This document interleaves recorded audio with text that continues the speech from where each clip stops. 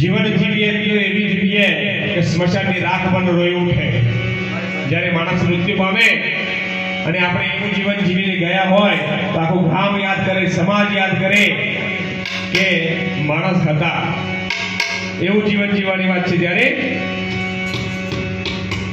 જીવન જીવવું સહેલું નથી વારે, મોત પેલા મરવું નથી, મરતા મરતા જીવવું પડે, જીવન મારે જીવવું નથી।